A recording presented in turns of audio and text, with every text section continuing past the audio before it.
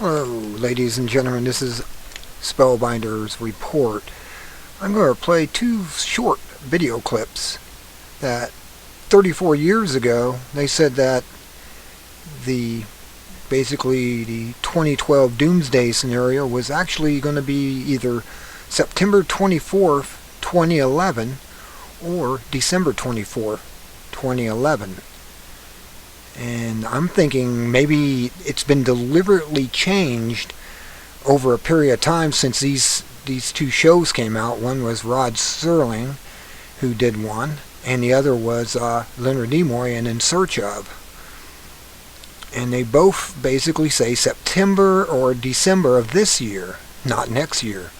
Maybe it's to throw everyone off, so we'll be totally unprepared. So when it happens this year instead of next year, the elite will already be in their bunkers.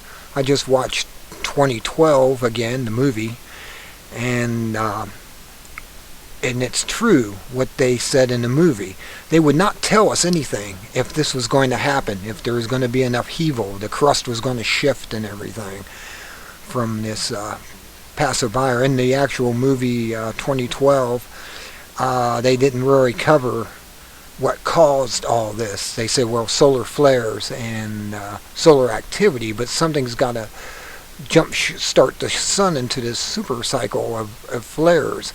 And the only thing it could do is probably our companion star, or binary star, or the brown dwarf, coming through our system. They say that Elitist is a heavier gravity object than normal, like maybe the size of Earth with the gravity of Jupiter, which as it passes through our inner solar system, which it's supposed to pass somewhere between Venus and Earth, and we're going to be real close to it according to most of the NASA projections, that it might try to pull us out of our orbit and take us with it. But if it doesn't, it's just going to throw the Earth around, flip the poles, and do other things. Here's the first one at the very end of the episode on the Mayans mysteries of In Search Of, and this is how this one goes. The ancient Mayans, men of knowledge, conceived their time on Earth, their cycle of civilization, to be 5,200 years. Beginning their calendar August 12th, 3113 BC, they predicted that on December 24, 2011 AD, a cataclysmic earthquake would terminate their cycle of civilization. New men of knowledge would then appear to fight the forces of evil and lead the people to create a world government. If the Mayan men of knowledge were right, in just 34 years, we may learn the answers to some of the ancient Mayan mysteries.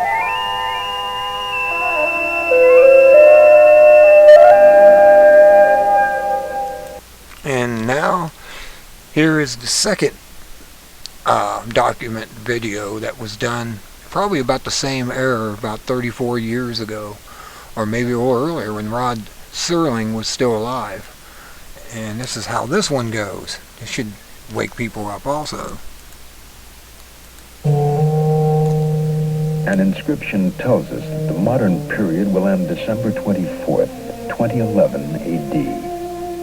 We may presume that they were computing the length of a space voyage and marking the exact date of return. They may return to seek the fate of the colony left on Earth. Perhaps at Uxmal they will find answers we have never been able to define. This was one of the last bastions of Mayan society, and here a carving is found unlike any other in Mayan lore. Clearly a skull and crossed bones. According to legend, it is the death house, and nearby is another structure marked by a procession of turtles, the Mayan symbol for a long life. Did the final experiments at cloning take place here, near the Great Pyramid of Uxmal? December 24th, Christmas Eve, 2011 AD.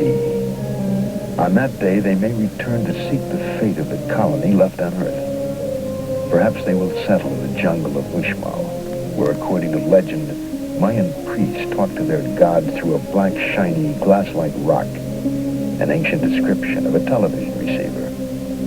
We know now how they transported a colony to Earth and what they might have left behind. So, what do you all think?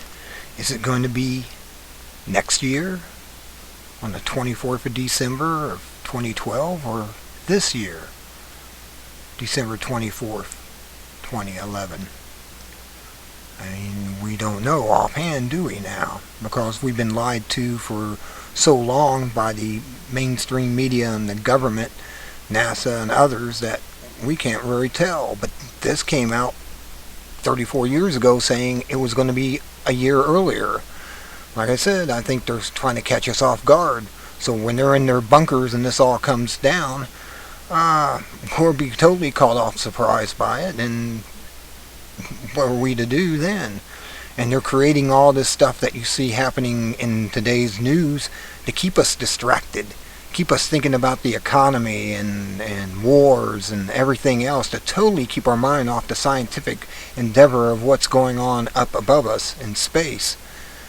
I mean, you hear about the comets and the asteroids and all these things could hit us and everything, but they really don't tell us anything about tables about that. They're more interested in keeping you occupied with sports and wars and rumors of wars. Where we hear that before? What, Matthew 24? Well, that's all I have to really say for today. Just figured I would throw this out to see if anyone else has come across any information like this, that it could happen this year. A lot of people are saying September is 11th, or not 11th, but September 15th to the 24th is when Elian, the comet, supposedly comet, is going to get lined up again, like it did 3 other times, that created the earthquakes of Peru, the earthquakes in Venezuela, or not Venezuela, New Zealand, and then Japan. All 3 of those happened when this particular comet lined up between us and the sun, or lined up with the sun between us and it. And every time it does make an alignment, the Earth shifts.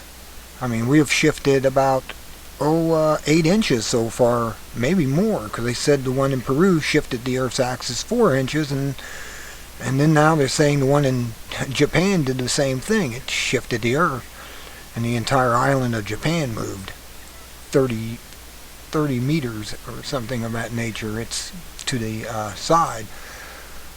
Until next time, this is Spellbinders Reports. Good day.